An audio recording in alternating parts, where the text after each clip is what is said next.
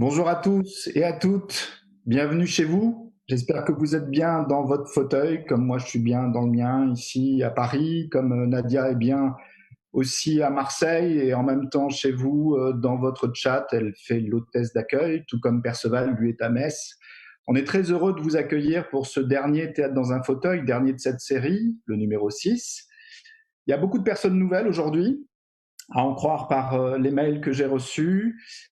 Certains n'ont pas de compte Facebook. Alors, ça a été un peu un gymkhana peut-être pour vous d'arriver jusqu'ici. Soyez-en félicités. Et puis, pour ceux qui n'y sont pas arrivés, il y a toujours la possibilité de voir et revoir ce théâtre dans un fauteuil comme les autres, puisque nous allons laisser tourner l'enregistrement sur la page Facebook de La Spirale pendant une grosse semaine encore. Et j'ai des salutations particulières à faire aujourd'hui, et vous comprendrez pourquoi peut-être après. Je salue les enfants de la famille des Justes. Je salue la famille de Martin Pontonnier. Je salue les gens du musée de la déportation de Grenoble. Je salue les fils, petits-fils de Lucien Coq, toute sa famille. Et je salue aussi tous ceux qui ont travaillé avec Lucien ou qui l'ont fait travailler ou qui l'a fait travailler. Tout ce monde-là. Je salue Bernard Cavana qui est là, et puis je salue Carole Costantini aussi en passant.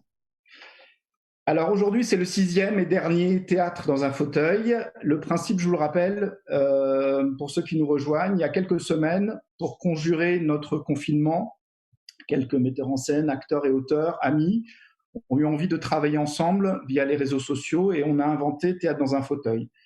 C'est un dispositif qui vise à faire découvrir de nouvelles écritures dramatiques le temps que les théâtres, les vrais, réouvrent. Alors, pendant une session Facebook Live, des actrices et acteurs eux-mêmes chez eux vous lisent en direct les 20 premières minutes d'un texte nouveau. Et après quoi, on rencontre ensemble l'auteur. Et pour rencontrer l'auteur, vous pouvez d'ores et déjà animer cette rencontre avec des commentaires et des questions qui seront que vous pouvez commencer à écrire dans le chat du Facebook Live. En dessous, là, il y a quelque part un truc qui commenter. Voilà, vous pouvez commencer à écrire des choses. On n'est pas tout à fait en direct, mais presque quand même. On est juste plus vieux de 10 secondes que vous. Et voilà, ce qui veut dire qu'on est quasiment ensemble. Donc tout à l'heure, je relayerai vos questions et vos commentaires au moment de la rencontre. 5 théâtres dans un fauteuil. Le premier, c'était sur un texte de Samuel Gallet qui s'appelait Vision des Scandars. Le second, c'était un texte de Magali Mougel qui s'appelait Lichen. Guillaume Corbeil signait le troisième qui s'appelait Unité Modèle. Charlotte Lagrange avait signé L'Araignée et Jean Dupéhy, c'était écrit par Marc-Antoine et Cyr, qui était le dernier qu'on a fait mardi. Pendant donc toute cette semaine, vous pouvez encore avoir accès et vous pouvez voir ces vidéos sur la page Facebook. Voilà. Maintenant, je suis très heureux d'accueillir un vieux camarade, Alexis Moati, qui nous a fait découvrir un texte, qui va nous faire découvrir un texte, moi, d'un auteur que je ne connaissais pas. Salut Alexis, et salut François aussi. Salut. Bonjour à tous. Bonjour à tous et à toutes. Alors, on a le grand honneur d'accueillir François Château dans notre petit théâtre dans un fauteuil. Et moi, j'ai juste envie de lui demander, François, ton fauteuil à toi, il est où là en ce moment? Dans la bibliothèque. C'est une chaise, hein. C'est une chaise assez banale, mais elle grince pas trop. Donc c'est déjà... C'est un thème bibliothèque aujourd'hui. Voilà, c'est ça. C'est ça. Et alors, ta chaise qui grince pas trop, qui est dans la bibliothèque, et la bibliothèque, elle est dans quoi? Elle est où, ta bibliothèque? Elle est rue de Noisy-le-Sec, à Bagnolet, juste en face d'une toute petite place qui s'appelle la place du Veldiv, et qui est en hommage aux enfants des Lilas qui ont été raflés. Et il y en a beaucoup d'enfants des Lilas. Et on est juste là, et c'est un quartier tout à fait agréable, mais bon, évidemment, un petit peu pas sinistré, mais quand même un peu abandonné, parce qu'il n'y a pas encore beaucoup de monde. Tout le monde n'est pas encore sorti, donc voilà. Mais c'est très agréable. Merci François. Et alors, et toi, Alexis, ta chaise ou ton fauteuil ou ton tabouret, il est où? Non, c'est une chaise aussi très simple qui grince un peu, donc je vais essayer de pas trop bouger. Et moi, je suis à Marseille. Voilà. Et puis, ben, je suis très content de pouvoir faire ça avec François et sur le texte de Lucien, parce que ce qui était prévu, c'était qu'on puisse faire une lecture de ce texte qui n'avait jamais été lu en public le 23 avril à l'Auditorium Saint-Germain à Paris. Et évidemment, on n'a pas pu le faire. Et donc, je remercie bien François de s'être prêté à cet exercice. Et voilà. Eh ben, merci beaucoup Alexis, merci François. Ça va commencer. Peut-être juste, Jean, pardon, excuse-moi, je voulais juste rajouter quelque chose, dire que ce texte, pour les gens qui ne connaissent pas Lucien, est un texte qui raconte, qui est un récit initiatique, qui raconte l'enfance d'un petit garçon dans le Vercors pendant la guerre. Un enfant caché. Voilà. Très bien, bah, merci beaucoup. On va écouter cette lecture, on va rencontrer Lucien tout à l'heure, mais juste avant, quelques petites recommandations d'usage. Vous savez que c'est même si on a 10 secondes de plus que vous, quand même, ça reste du direct. Donc, il y a des aléas qui peuvent arriver, qui peuvent ne pas arriver. La fois dernière, on a eu un petit souci, on a décroché pendant une ou 2 minutes, puis on est revenu. Donc, ne nous abandonnez pas, parce que si on coule néanmoins à un moment ou un autre, on va refaire surface. Donc, embarquons-nous, livrons-nous au vent d'Internet, aux dépressions, aux anticyclones, au courant d'hiver. Mettez votre casque, fermez portes et portables, débranchez les enfants et mettez-les à cuisiner des lasagnes pour ce soir. Maintenant, c'est à François. Bonne lecture à vous.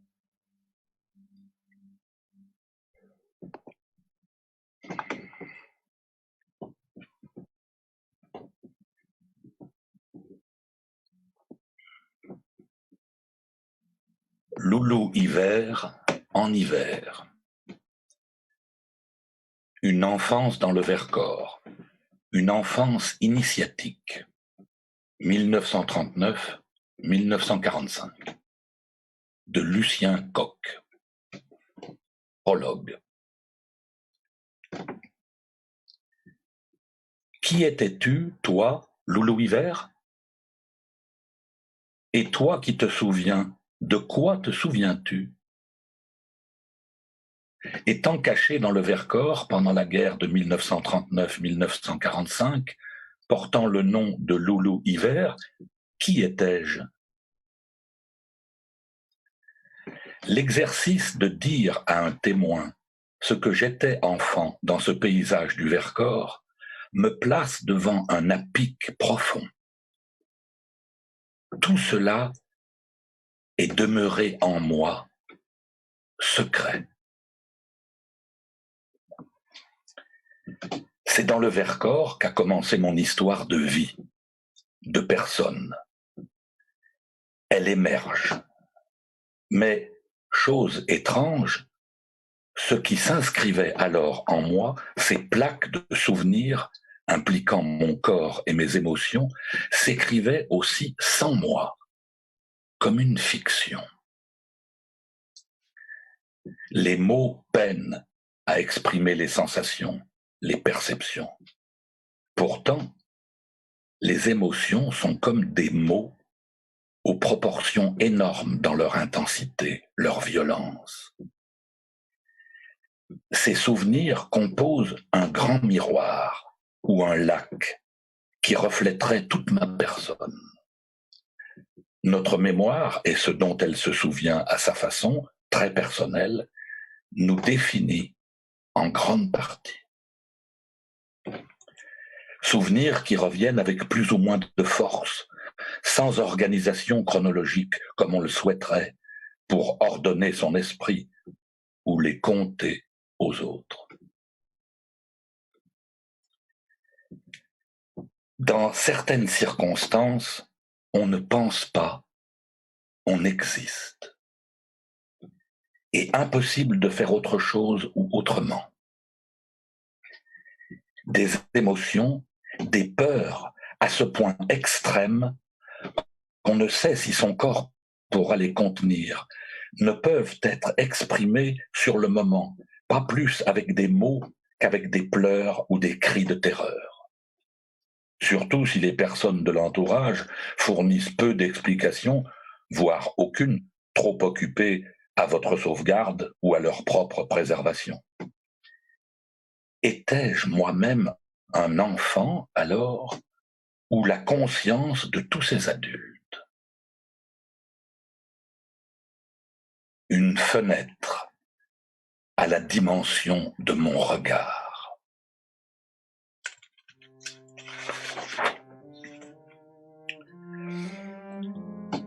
Chez Madame Martin, une famille en fuite. Ma vie d'enfant pourrait se ramener à quelques mois de 1943-1944. Elle prend place à Cours, village de la commune de Saint-Étienne-de-Saint-Jouarre, dans le Vercors, en Isère. Ma mère, Rosa, mon père, Benjamin, et moi y sommes réfugiés. J'ai environ 5 ans. Mes parents se sont mariés en 1933. Je suis leur premier enfant, né le 20 août 1938. Je sais qu'après la déclaration de guerre en septembre 1939, mes parents se replient avec moi à Bordeaux. Ils retournent ensuite à Paris. Puis, au moment de l'invasion de la France par l'armée allemande en mai 1940, ils fuient de nouveau à Bordeaux, où se trouve la sœur de mon père, Marie Otchakowski, accompagnée de son mari et de ses 2 enfants. Tout le monde a l'espoir de gagner les États-Unis. Finalement, nous retournons à Paris, où le 14 juin 1940 entrent les troupes allemandes. Après les premières mesures antisémites, mon père, poursuivi comme juif russe apatride, rejoint à Pau Bernard Grimbert, le mari de la sœur cadette de ma mère, Simone. Ma mère demeure à Paris en compagnie de sa mère, Deborah Goltzmann, de son père, Berich Goltzmann, de sa seconde sœur, Esther Raymonde, et de son jeune frère, Maurice. À peine quelques mois plus tard, pourtant, ma mère et moi passons la ligne de démarcation pour rejoindre mon père, qui possède alors les papiers de mon grand-père maternel, déporté, et porte donc le nom de Goltzmann. En 1943, la famille est cachée à Grenoble, qu'elle doit fuir après le retrait des troupes italiennes en septembre. C'est alors que mes parents trouvent refuge dans le Vercors, dans la commune de Saint-Étienne-de-Saint-Jouarre, pendant un temps. Mais le maire, inquiet du danger des dénonciations, invite mes parents à fuir plus loin. C'est à Cours, sur Saint-Étienne-de-Saint-Jouarre, que 2 familles nous hébergent successivement, les Antos et les Martin.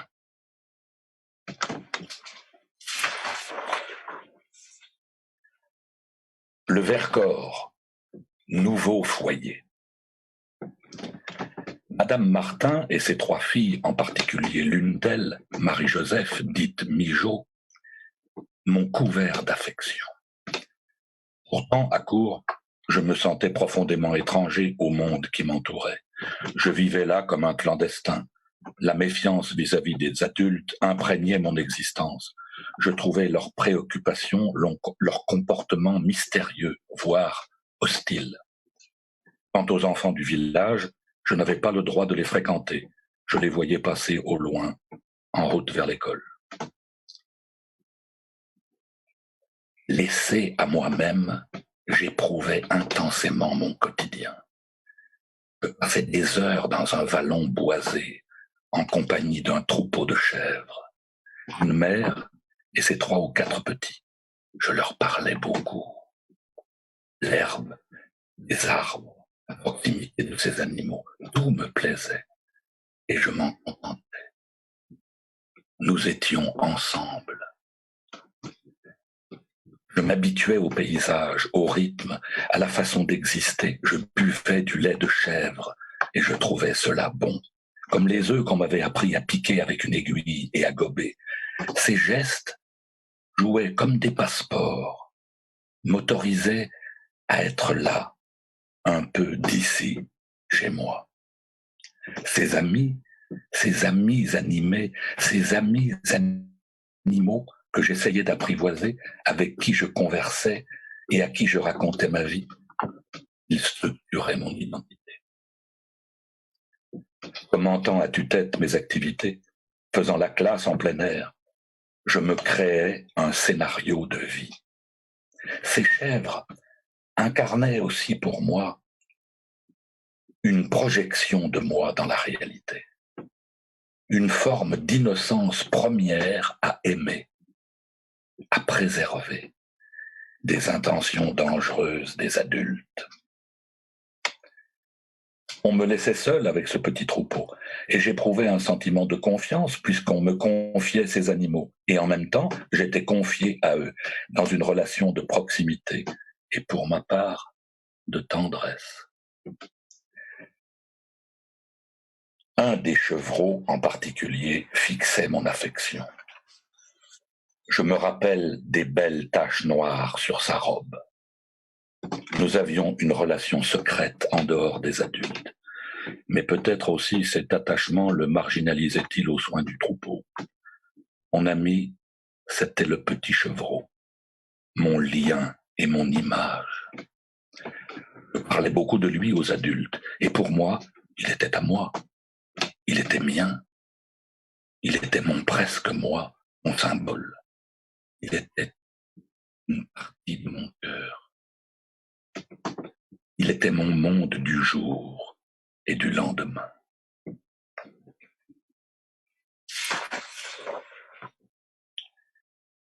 Le meurtre de mon chevreau. Mais voilà que le petit chevreau a disparu. Je le cherche partout. J'ai beau questionner autour de moi, personne ne me fournit d'explication. Mes sens sont en alerte. Nous vivons tous, alors, dans le pressentiment, sur nos gardes face aux dangers déjà vécus, assimilés. Je ne sais quelle inspiration me fait monter au grenier à sa recherche.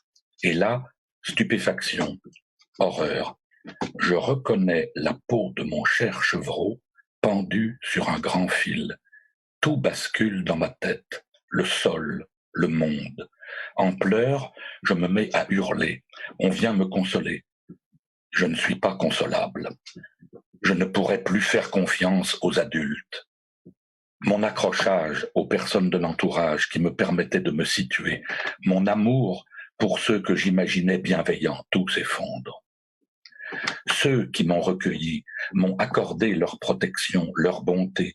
Ceux-là même m'ont trahi, même ma mère, qui m'a sauvé avec une ardeur et un courage exceptionnels, cesse d'être un pôle de stabilité.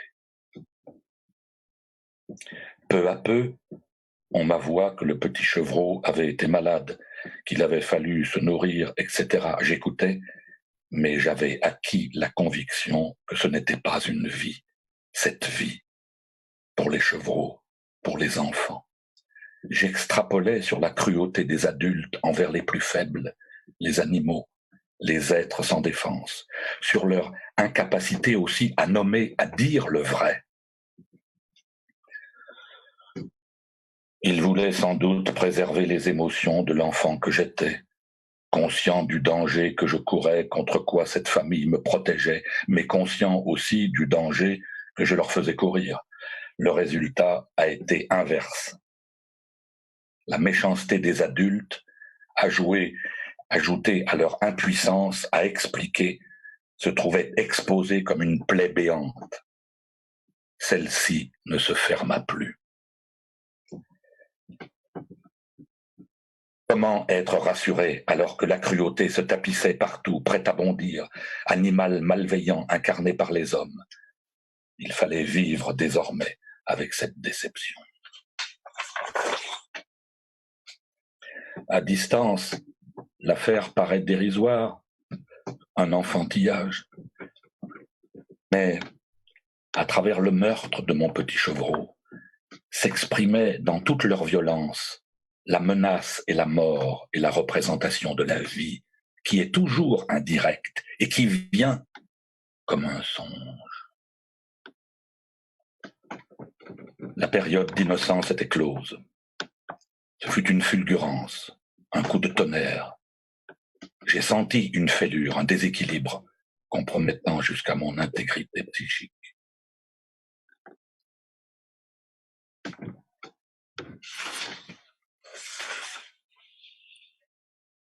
L'irréparable, un mort innocent, le petit canard.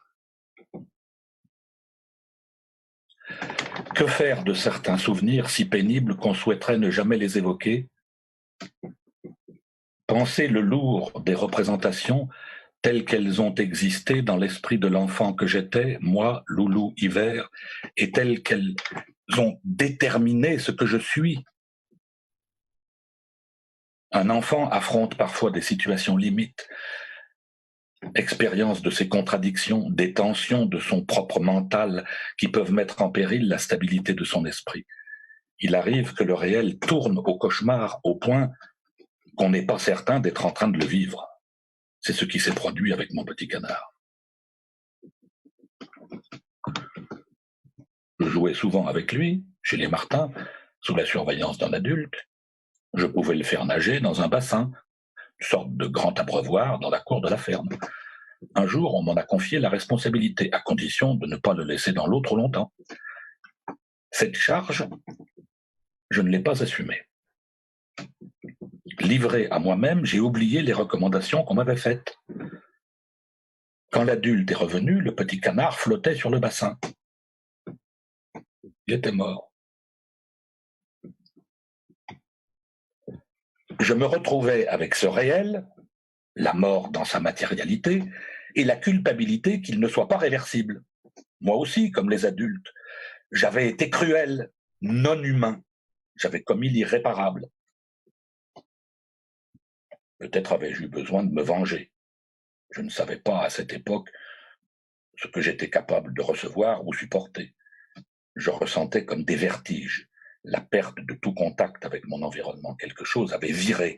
La peur et la cruauté régnaient en moi comme un monde déchiré. Le chaos, dans la réalité, s'était installé, faisant effraction, contredisant le vœu de transmission et de délégation de responsabilité que vous pouvez avoir, demander et recevoir.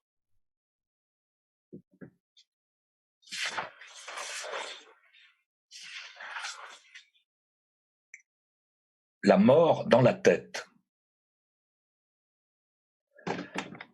Je n'avais pas le droit de sortir sans un adulte du périmètre de sécurité de la propriété de Madame Partin. Et si parfois je me trouvais seul en bordure de la maison, c'était au prix d'une grande audace émotionnelle.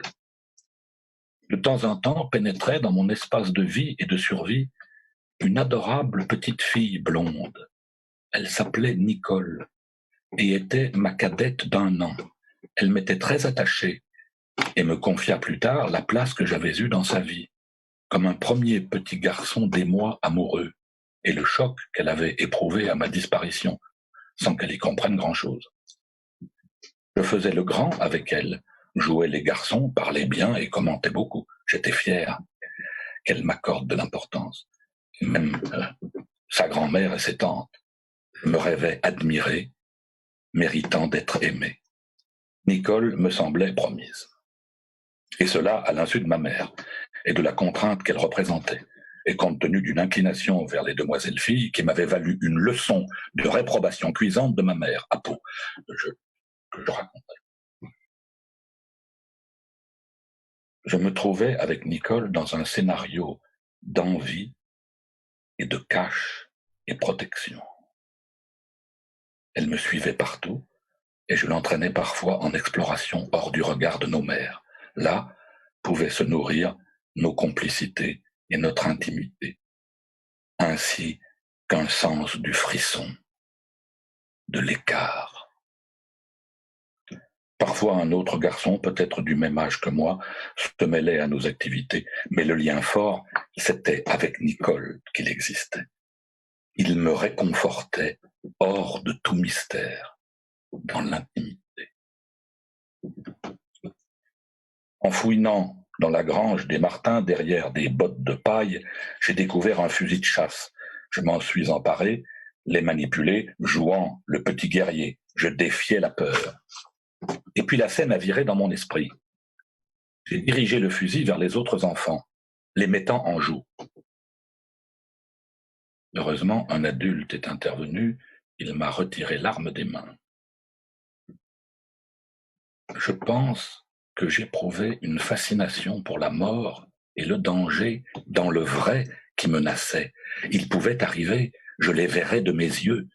Je mettais en scène mes émotions, comme si la réalité était un jeu dans l'imminence, car le danger était toujours là.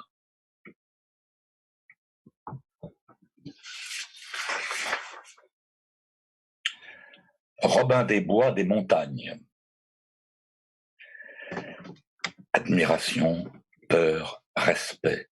Les maquisards éveillaient en moi tous ces sentiments à la fois.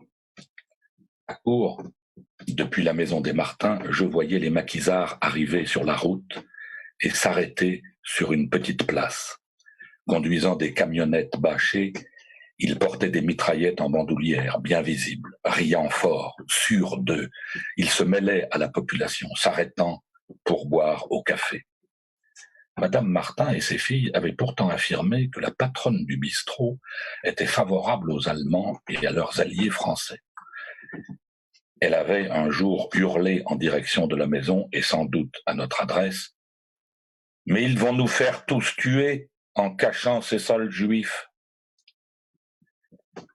J'ai appris plus tard qu'il régnait dans la région un équilibre de la terreur subtil entre maquisards et collaborateurs ou partisans du régime officiel, dans le tissage subtil et délicat des liens dans la population, et que les seconds ne dénonçaient pas systématiquement les premiers. Je n'étais pas en état alors de comprendre ces complexités. Ombre, peur, terreur et lumière étaient mêlés.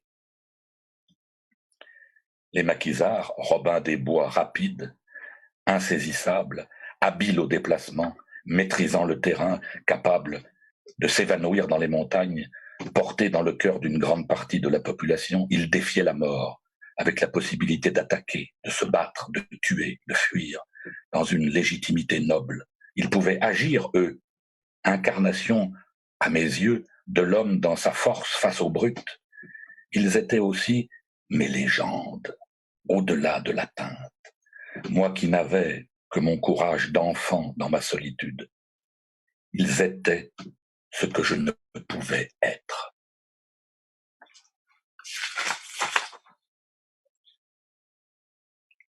Mon père et les maquisards. D'une part, les maquisards, mes modèles chéris, mes anti-moi, ou mes idéals de moi comme adulte, de leur côté était la force, la capacité d'action et de réaction, l'héroïsme. Ils emplissaient mon esprit, ils étaient la force, le courage et la loi contre l'obscur. D'autre part, mon père, un homme pourchassé, escamoté, privé de statut, contraint de fuir, je ne comprenais pas la raison de sa situation, mais la constatais au jour le jour, et je devais de surcroît m'inquiéter pour lui, taire son existence, participer à sa sauvegarde dans la force de mon silence. Comme les maquisards, mon père était à mes yeux un héros, roi de la survie, de l'évasion, de l'escapade. Mais il était, lui, caché, désarmé, condamné à l'impuissance. Il ne devait jamais se montrer au grand jour. Sa figure s'opposait aussi nettement à celle de ma mère. Elle, si résistante, si solide, à l'abri, semblait-il, de la peur. Elle n'avait rien à dissimuler, elle, si française, l'affirmant avec fierté. Rien si ce n'était son patronyme.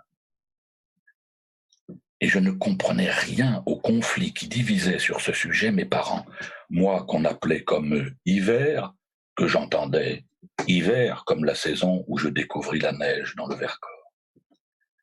Ma mère était dans l'affirmation mordante ou pugnace, dans le droit. Chez elle, le courage frontal sans recul, l'esprit de lutte jusqu'au défi, soutenant le regard et le visible. Et mon père, lui, comme devant avoir avant tout la conscience des risques et cependant une forme d'esprit de connivence, de négociation ou d'entente avec les gens dans le principe d'échapper et de recherche sans cesse de solutions où il ne restait que les humains devant soi. J'étais lié pour moitié à cette zone obscure et confidentielle, à cette disparité de sentiments et d'habitudes entre mes parents, et pour moitié à cette plaine du Vercors, ces montagnes au loin, ces maquisards si libres dans leur attitude, leur mouvement et leur lien à la population. Accroché à mon père, à ce parfum particulier que conférait la fuite et le secret, j'aspirais dans le même temps à l'officiel, l'ouvert, l'affirmation. Fils du juif apatride, j'aurais voulu aussi être adopté du Vercors. Que cet espace devienne ma petite patrie, comme mon être et mon chez-moi.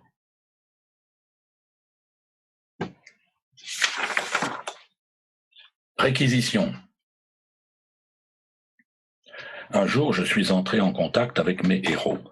Je me trouvais dehors, à proximité de la maison de Madame Martin. Je jouais avec un petit camion en bois de couleur rouge. Je ne sais qui me l'avait offert. Je n'ai pas souvenir de jouer, ni de savoir à quoi cela était. Les maquisards, descendus en ville, se sont alors approchés de moi. J'avais entendu dire que les maquisards réquisitionnaient tous les camions de la région. Ma peur s'est alors projetée sur mon petit jouet, comme sur une partie organique de moi. Sans doute pour m'échapper, aurais-je été prêt à me couper en deux, tels les lézards qui abandonnent leur queue à l'ennemi. En réalité, je ne connaissais pas à l'époque, mais dont j'éprouvais le sentiment. Si j'avais pu donner une défausse pour qu'il me laisse tranquille, mais pas mon camion. Cette incarnation de moi, j'ai protesté en pleurnichant. Je ne voulais pas qu'ils réquisitionnent mon camion. J'avais, je pense, retenu le terme. Ils ont bien ri.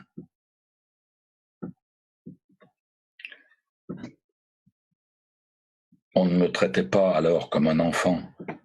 J'en étais un pourtant. Mais Madame Martin et ses filles, en particulier Mijaud, me parlaient avec sérieux, considération, comme à une personne à qui on accorderait une certaine gravité, c'est-à-dire la raison de ses pleurs et de ses émotions.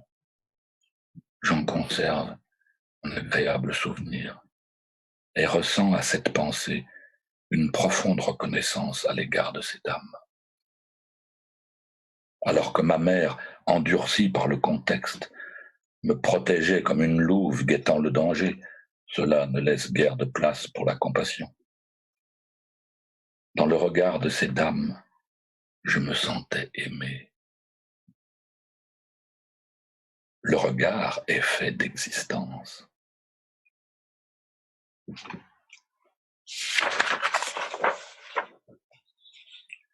Je ne suis pas un héros.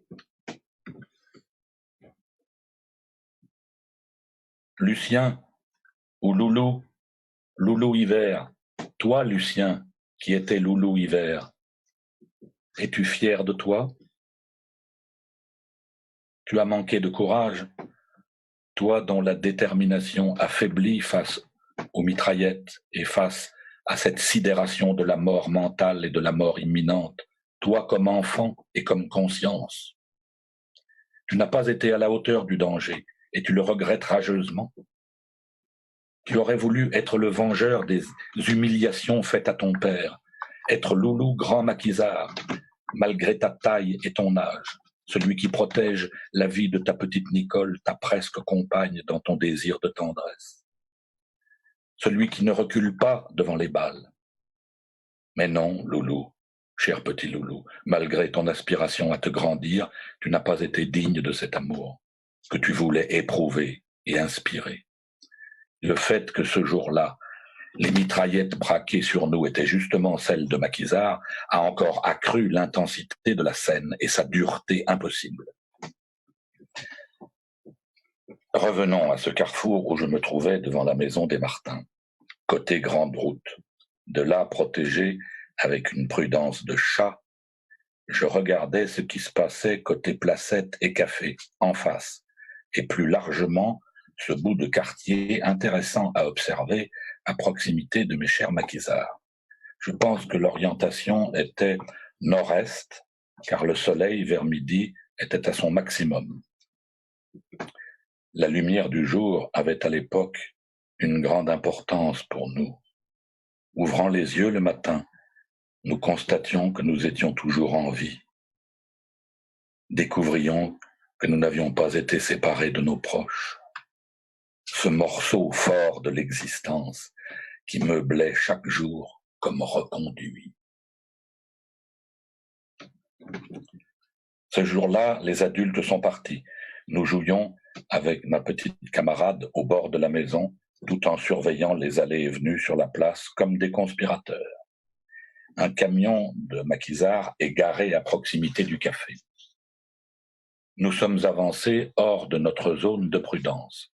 J'exprime à Nicole mon admiration pour ces hommes en armes. Et puis, tout à nos liens tendres, nous les oublions. Nous nous trouvions en contrebas dans un petit fossé en bordure de la place dissimulée de leur vue. À un moment, une agitation éclate. Nous percevons des mouvements brusques, inquiets. Sans doute, les maquisards avaient-ils entendu nos voix ou peut-être vu nos yeux. C'est brutal. Ils pointent leurs mitraillettes sur nous et se mettent à crier. « Sortez de là tout de suite, montrez-vous ou on tire. » Suivent des murmures. « Des Allemands, des traîtres, des collaborateurs. » De nouveau, « Sortez de là tout de suite ou on tire. » Je suis paralysé par la peur. Je sais que je devrais bouger, me signaler, pour sauver ma petite camarade, mon cœur d'amour, être un rempart, mais aussi pour être un homme dans mon aspiration à devenir un héros, là où amour et honneur se mêlent dans l'emportement. Si je meurs, au moins que ce doit être pour elle, comme si la vaillance compensait l'attirance souterraine des chairs et du cœur, la justifiait, se mêlait à la passion de l'amour. Mais mes jambes n'obéissent pas, mon corps reste pétrifié. Pas un son ne sort de ma bouche. Je reste planté. Le moteur de survie en moi tourne à plein régime. Je me suis si souvent retrouvé en mode sauvegarde, compagnon de fuite de mes parents. Mais alors, j'étais des yeux, ou un corps qui abritait des yeux et ma vigilance. Or là, dans ce fossé, ce sont ma bouche, mes jambes qu'il faut actionner. Mais ma connexion ne se fait pas. Ni les jambes, ni la voix, pas un son. J'étouffe, persuadé que le dernier instant de ma vie pour moi, comme pour ma chère Nicole, est venu. Je découvre que la mort n'est pas qu'une peur. Le jeu et le plaisir sont une chose, la réalité et le dramatique une autre, inexorable. La vie a changé de rythme. J'aurais pourtant voulu mêler les deux dans mon histoire de vie, l'amour, la bravoure. L'amour est aussi une dramatique, et là, le corps s'est dérobé.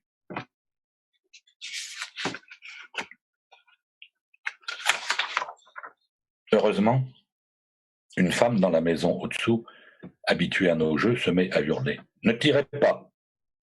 Ne tirez pas, ce sont des enfants !» Me voici soulagé, délesté de cette décision que je n'ai pu prendre, mais la sentence tombe en moi comme une pierre. Comme sauveur et protecteur, j'ai failli. J'aurais voulu être un héros,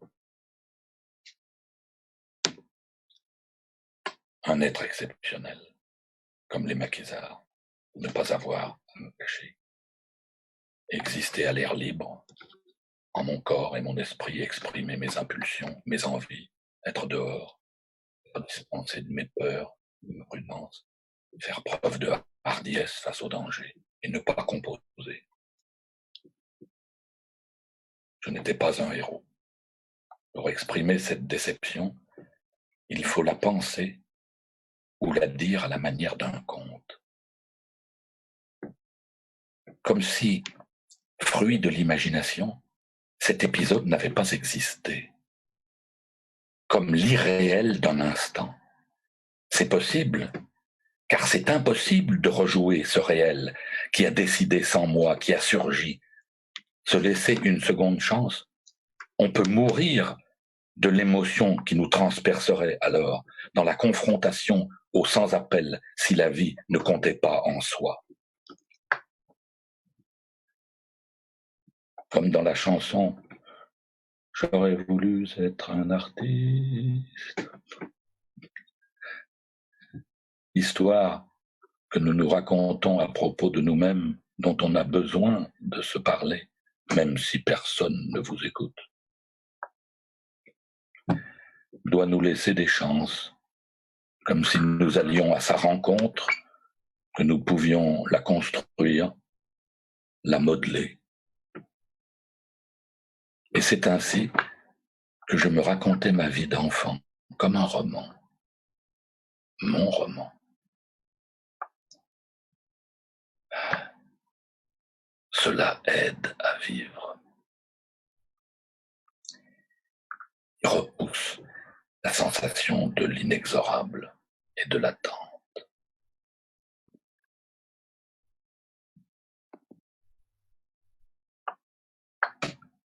Merci beaucoup, François. Merci pour cette magnifique lecture. Merci beaucoup. Merci à toi, Alexis, pour ce texte. J'y retrouve des thématiques qui te sont chères sur l'enfant héros, sur l'enfant amoureux, sur l'enfant qui vit dans des idéaux. On va faire un petit entracte. Pour vous, c'est le moment de préparer vos remarques, vos questions, d'écrire sur le chat de Facebook Live. Alors là, mes camarades ne voient pas, mais il y a plein de félicitations, des bravos en pagaille dans le chat. Merci d'écrire ça et moi, je les relayerai dans un deuxième temps pour à la fois François, Alexis et puis pour qui va nous rejoindre tout de suite. Là, c'est dans quelques instants. Merci, à tout de suite. Merci.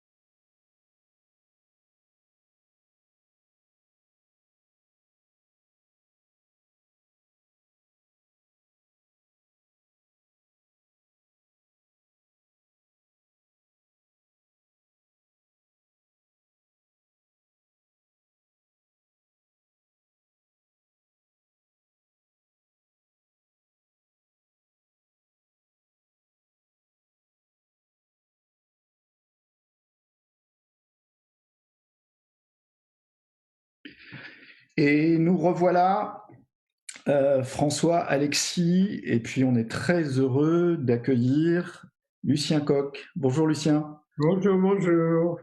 Comment allez-vous? Content de vous voir. Ben, très bien, ça va, je suis content. Merci, ça va très bien. Et alors vous, votre chaise, est-ce que c'est une chaise, c'est un fauteuil, sur quoi êtes-vous assis Je suis assis sur un grand fauteuil qui a été adapté avec 2 gros coussins pour que je sois à la bonne hauteur par rapport à cette jolie table qui est dans le salon. Voilà. Donc je suis bien installé, bien posé. Alors voilà, maintenant on a devant nous une grosse vingtaine de minutes pour échanger autour de cette lecture, autour de ce texte, autour de cette intention de mise en scène, autour de tout ça. Je vais faire le relais, comment on appelle ça, le relais entre les commentaires Facebook qui sont sur le Facebook Live et vous qui n'avez pas accès à ça. Alors, je vous passe, sans vous passer, parce que ça me fait quand même plaisir de vous le dire, bravo, vraiment, merci encore, superbe texte, belle lecture, merci, bravo. Il y en a beaucoup, beaucoup, beaucoup, je peux pas tous les lire. Et du coup, j'ai envie de commencer par un peu une question qui est une question qui va ouvrir beaucoup de choses, mais qui vous est adressée, Lucien. C'est Nadine qui la pose. Pourquoi écrire ce texte maintenant ? Ce texte a été écrit, en fait, il a commencé l'écriture il y a déjà 20 ans, donc c'était une progression. Et parce que je suis très sensible au contexte des réalités, et d'abord j'accompagnais ma mère qui était très âgée, je sentais que ça déclinait et j'enregistrais tout ce que ma mère, mon oncle, ma tante, tout ce que je pouvais capter des souvenirs des adultes pour corroborer mes souvenirs intérieurs. Et puis parce que j'avais acquis une force de travail mental par mon métier, par mes recherches sur le fonctionnement mental, qui me permettait d'aller fouiller en moi et d'aller ramasser ces émotions jusque vers mes 3 ans. Et j'en avais acquis en quelque sorte la force, bien que ça a été une épreuve très intense, encouragée aussi par un de mes fils pour cela. Et je me suis plongé dans ce travail comme si je travaillais sur un patient enfant qui avait été très touché, très malade et qui aurait pu quasiment basculer et ne jamais réussir sa vie. Mais en même temps, j'avais une conscience de l'univers économique qui allait vers sa catastrophe. Et je le sentais et j'avais du mal à en discuter avec d'autres qui n'avaient pas cette conscience. Et en même temps, je me préoccupais des gens et des patients de toutes sortes, au-delà de la psychiatrie et de la pathologie générale, parce que je sentais que la société était devenue très dangereuse pour tout le monde, y compris et très spécialement pour les gens dans l'univers du travail. Voilà donc en gros la réponse que je peux faire, des raisons qui font que ce texte a vu le jour. Alors, il y a plein de gens qui vous adressent des messages. Lucien, Levana qui dit « Magnifique, Lucien, ces mots, cette parole que tu as longtemps gardée secrète résonne fort et tout en nuances. Un héros du dire, oui, remarquable, merci pour ce partage. J'ai désormais envie de découvrir toute l'histoire de ce petit loulou durant une période de l'histoire qui est celle que j'affectionne le plus. Que sont devenus tous ces gens, ta famille, les justes qui vous ont accueillis, les maquisards? Es-tu souvent retourné dans ce village? Est-il maintenant ton petit pays ?» demande Laurent. Alors, j'y suis retourné avec difficulté pendant un premier temps, parce que les souvenirs étaient tellement intenses que je pensais que rien qu'à l'approche des lieux qui étaient gravés comme des paysages hallucinatoires et des moments de vie, d'intensité ou de mort imminente pour moi, que je ne pourrais pas supporter l'émotion. Donc j'y suis revenu en plusieurs séquences, une première fois où j'ai à peu près supporté, et une deuxième fois, je suis revenu plus tard, j'ai failli mourir dans l'intensité parce que je voyais les avions qui allaient bombarder, nous mitrailler au sol dans une scène que j'ai racontée et où mon père m'a fait plonger dans les blés pour qu'on se cache. Et là, je revoyais mon père partout et je sentais que la mort, dans son intensité émotionnelle, était en train de me clouer par terre.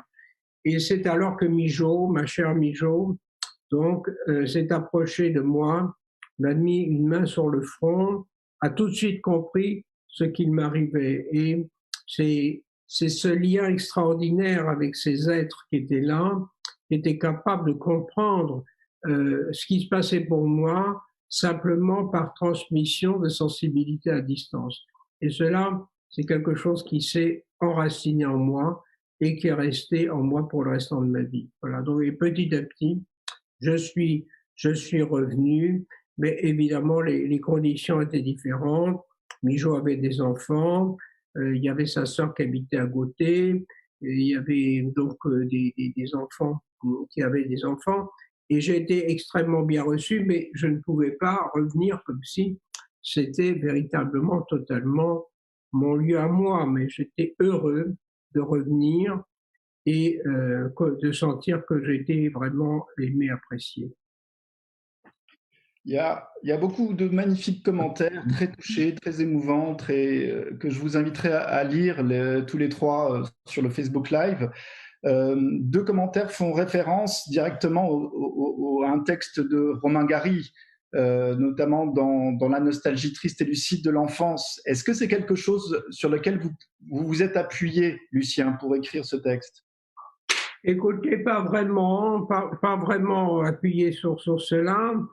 Je me suis appuyé sur un sentiment intense de solitude et de sentiment d'impossible de trouver un témoin pour témoigner même ces sentiments les plus primaires. Et j'ai été frappé par ce monde du silence que j'ai rencontré, ce que j'ai rencontré aussi dans mes mémoires, quand j'ai regagné ce qui était soi-disant la civilisation, c'est-à-dire des enfants qui étaient abandonnés, avec des pères ivrognes, avec des mères mortes, avec une scolarité où les instituteurs ne faisaient pas attention vraiment aux enfants, avec certains qui étaient cruels, qui voulaient battre les plus faibles. Donc j'ai rencontré ce monde, et plus tard en psychiatrie, l'indicible, c'est-à-dire quelque chose qui allait au-delà de toute la symptomatologie officielle qui était affichée, que j'ai rencontrée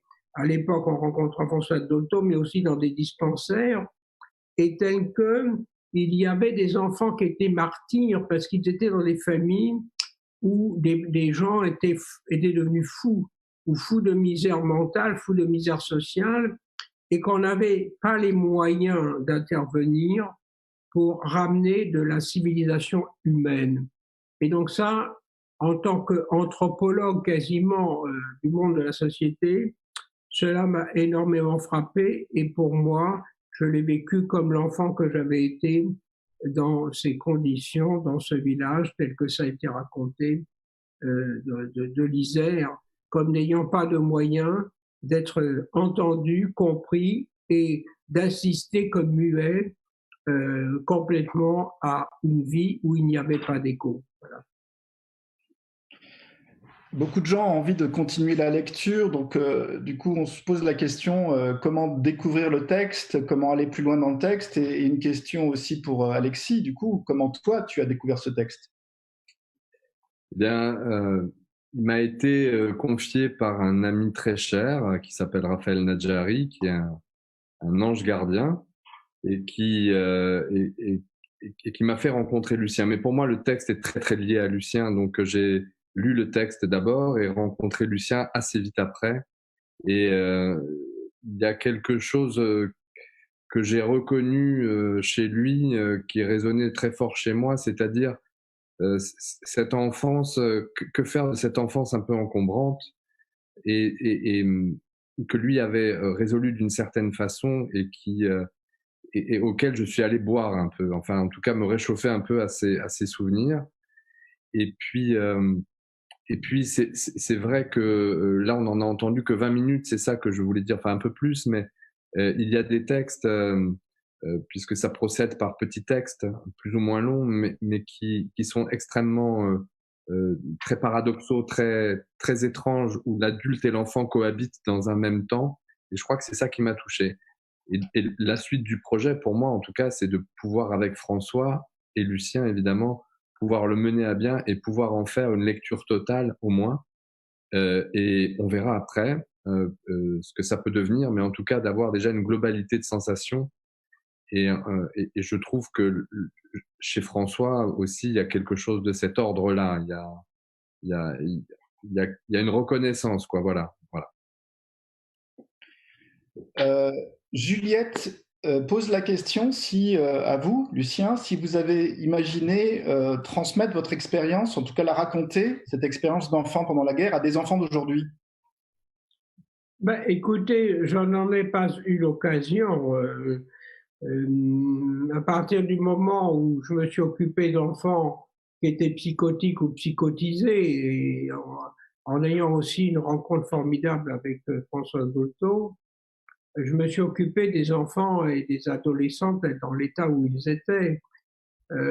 Et ensuite, je suis très, très vite devenu dans mon métier superviseur d'un tas de gens. Et c'est la réalité de ce monde des vivants, des enfants, qui me frappait. Mais petit à petit, dans mon émerveillement psychothérapeutique vis-à-vis d'enfants qui étaient quasiment fous, dont un que j'ai pu ramener, ça me servait cela. Il n'était pas plus fou que j'aurais pu l'être. Et donc, je me suis servi de tout ça et petit à petit, je me suis mis à raconter ce que j'avais vécu à des enfants comme c'était dans le cadre de la thérapie. Et ça nous faisait des identités très fortes au-delà des mots et des paroles qu'on peut imaginer, car on était comme dans un conte ensemble de quelque chose qui était inénarrable. Et cela nous donnait une communication mentale et cérébrale d'une intensité et presque d'une poétique particulière. Et là, j'en ai parlé. Et puis petit à petit, j'ai parlé à mes patients, aux gens que je faisais travailler sur eux-mêmes, sur leur matière mentale, car je leur devais, je pense cela, mais en même temps, je cherchais à créer de la communauté humaine. Et y compris petit à petit, quand j'avais des patients, je leur racontais des souvenirs de patients, je leur racontais des souvenirs d'avec François Dolto, je leur racontais aussi comment, d'une certaine façon, d'autres humains avaient vécu un certain nombre de choses dont je créais des métaphores réelles. Et donc c'est vrai que d'une certaine façon, pour répondre à cette question, je pense que j'ai parlé aux gens et j'ai parlé beaucoup aux gens comme enfants qu'ils ont été, dont certains enfants que j'ai connus, des adolescents, dans le cadre des psychothérapies où j'ai été amené à les rencontrer. Il y a Emmanuel qui fait un commentaire et qui va un petit peu, qui prolonge un peu la question. Je vous lis son commentaire. Tout d'abord, merci infiniment, car on a tous un petit Lulu ou une petite Anne en nous. Votre texte m'évoque celui de Gabriel Garand, adolescent dans Géographie française, où il évoque son errance de cachette pendant l'occupation dans le Vercors aussi, notamment. D'autres auteurs, comme Chalamov, disent qu'ils ne retireront rien de ces temps d'horreur de retour dans la vraie vie libre, que ce sont trop des vies différentes. Qu'en pensez-vous aujourd'hui où on est en temps de paix? Comment on peut rendre utile, entre guillemets, ces moments-là? Écoutez, moi, je salue d'abord ce commentaire. C'est un bel écho de la personne elle-même dans l'esprit de son temps et dans ses lectures. Il y a ceux qui n'ont pas connu directement de telles épreuves ou de telle époque. On ne peut pas le souhaiter. Mais par contre, je pense que ceux qui ont vécu cela, de même qu'à l'époque où j'étais hypersensible à ce qui se passait pour le Vietnam et le Vietnam martyr à l'époque, je pense que tout ça doit faire partie de la mémoire historique des humains où on doit converger pour se donner des forces pour le monde d'aujourd'hui et que tous ces éléments ne sont pas que de l'histoire ou de l'histoire apprise dans des livres pour le contexte de passer des examens ou de passer des classes ou des soi-disant formations officielles.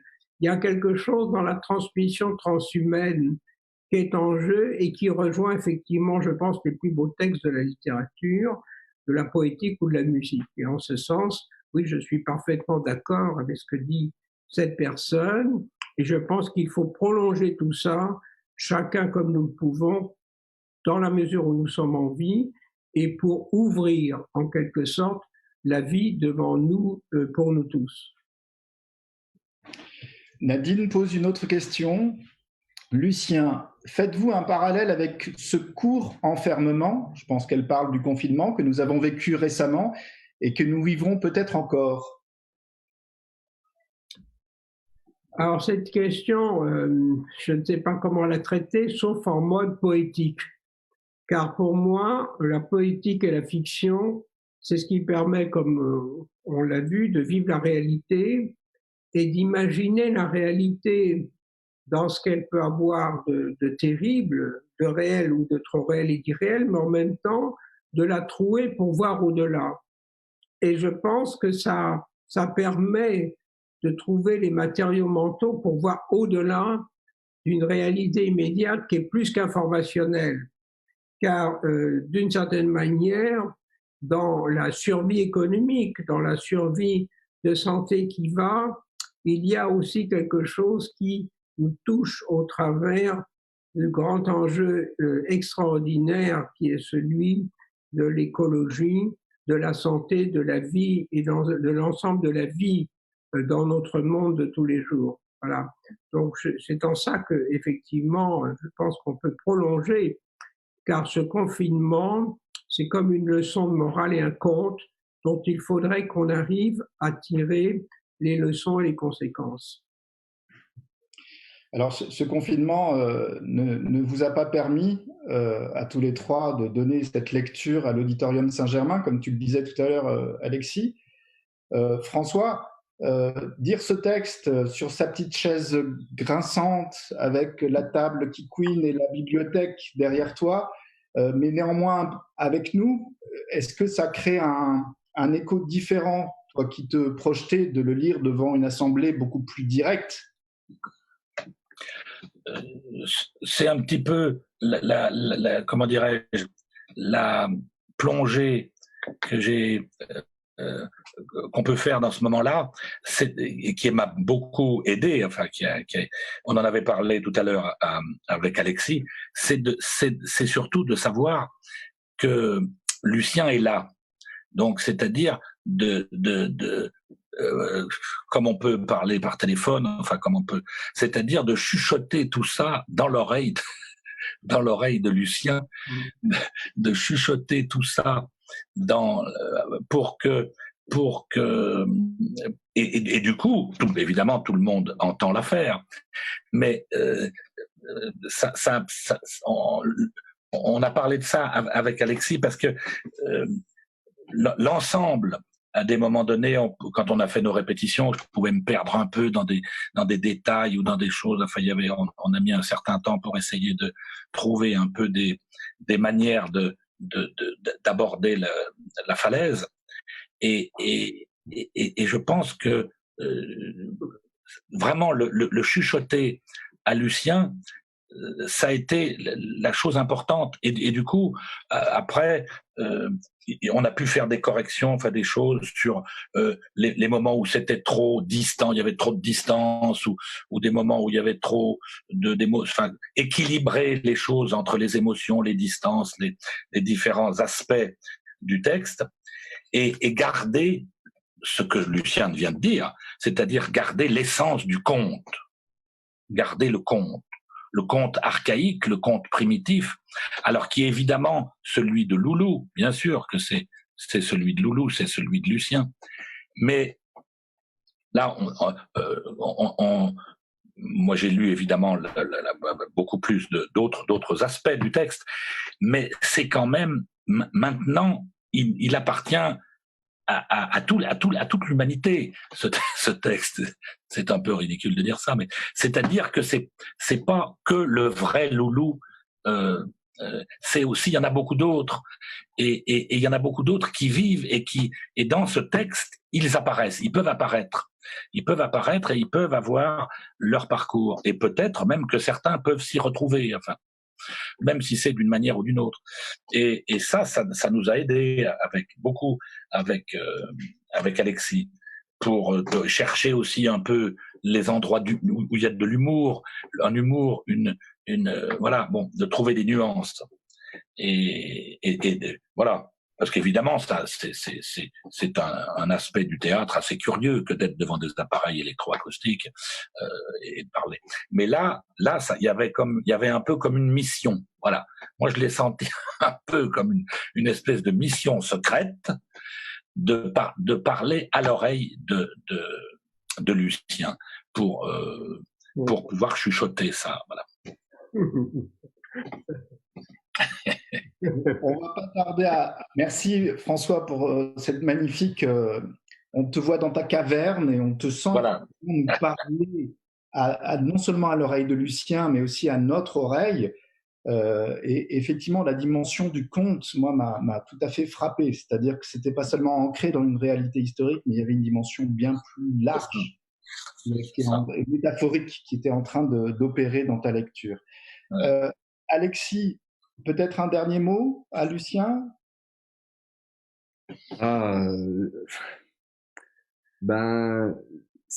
Ce sont des hasards qui nous ont, ou des faux hasards qui nous ont fait nous connaître. De toute façon, je pense que cette rencontre, pour moi, elle dépasse le cadre de ce travail. Ce travail en est une partie, mais en tout cas, juste dire que peut-être préciser une chose, la musique que vous avez entendue, nous ne l'avons pas entendue, nous, parce qu'on était sur l'application Zoom. C'est une des compositions de Lucien. Et dire que voilà, Lucien compose aussi de la musique et que dans la lecture que nous allons bien arriver à faire, j'espère bien, mes amis, c'est de pouvoir aussi faire entendre cet aspect de son travail qui est une façon de faire résonner les mêmes choses d'une autre façon. Voilà. Donc, je vous donne rendez-vous dès que je le serai, dès qu'on sera prêt pour pouvoir vous la faire partager en direct. Merci beaucoup, Jean, de l'invitation en tout cas. C'est mon plaisir. Et Lucien, juste, il y a une toute petite dernière question finalement à laquelle vous n'avez toujours pas répondu, c'est-à-dire où est-ce qu'on peut se procurer ce texte? Et vous-même, est-ce que vous avez envie de dire une dernière chose? Écoutez, ce texte, alors, pour le moment, je n'ai pas trouvé d'éditeur. Hein.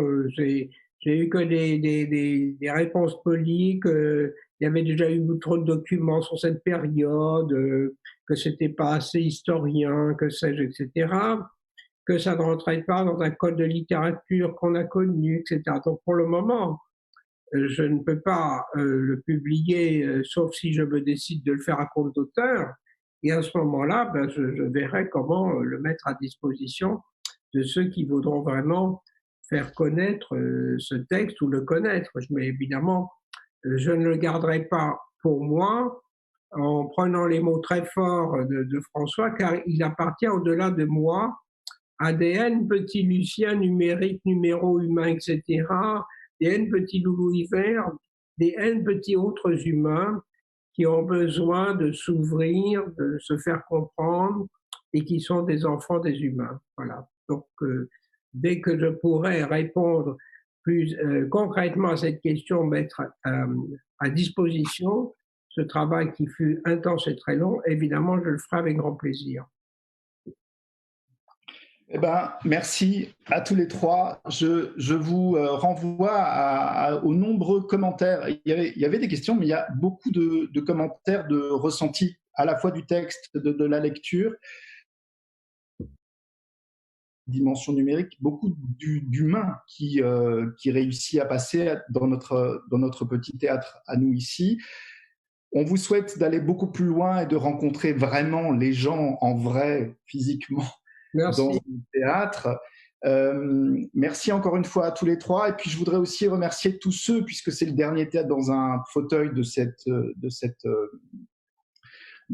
série-là, remercier tous ceux qui ont rendu possible cette première série de théâtre dans un fauteuil, à commencer par les auteurs, Magali Mougel, Samuel Gallet, Guillaume Corbeil, Charlotte Lagrange, Marc-Antoine Cyr et vous, Lucien Coq. Les metteurs en lecteur, les metteurs et les metteuses en lecture, Cécile Artus, Guy-Pierre Coulot, Laurent Crevelat et toi, Alexis Moati. Les actrices et les acteurs, Emeline Aglix, Régis Laroche, Aline Lebert, Chloé Sarah, Nils Olund et Moana Ferré, Blanche Giraud-Beauregard, Jules Ronfard et Fabien Joubert. Et toi, François Château, merci à tous. Merci à Nadia Leriche et à Perceval Sanchez qui sont derrière aussi tout ça avec moi. Merci à Isabelle Renayette et à Philippe Lardot qui nous ont permis de faire un crash test avant qu'on se lance dans cette aventure des 6 théâtres dans un fauteuil. Et puis merci à Musset pour son titre. Voilà, Théâtre dans un fauteuil, cette première série est terminée, mais visiblement, ça va rebondir parce qu'on a eu la chance d'avoir une sorte de proposition d'une association qui fait beaucoup de choses, mais dont une grande partie de son activité consiste à promouvoir l'écriture contemporaine de théâtre, c'est Arsena. Arsena nous a donné une sorte de carte blanche. Alors peut-être fin mai, début juin, notre Théâtre dans un fauteuil va renaître autrement, ou plus ou moins dans la même formule, on va voir. En tout cas, d'ici là, portez-vous bien et on croise pour que nous puissions tous nous retrouver, et au mieux dans un théâtre, pour écouter notamment Loulou Hiver. À bientôt et merci à tous. Merci Jean. Merci Jean. Merci Jean.